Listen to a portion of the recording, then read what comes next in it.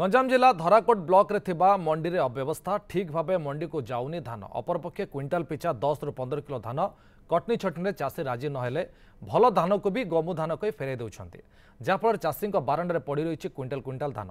एने चाषी मान पक्ष अनेक अभियोग आसुवा बेले सोशल मीडिया चाषी को कम दाम रे धान बिक्री करने को बाध्य कर वीडियो भाइराल होछि। तेज भंजनगर उपजिलापाल मंडी अव्यवस्था को नहीं एमआई आलोचना करने को कही बेले कटनी छटनी को खंडन कर धान आगे 12-13 खण जमी धान होता मंडी को देलु 13 क्विंटल अब कि तथ्य धान आम बेपारी को देलु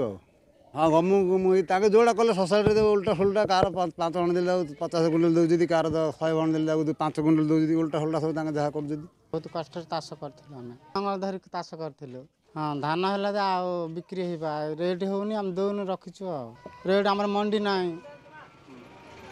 मंडी नथियार अच्छी धान मिल बेला मागुच 1700-1800 एमती मागुच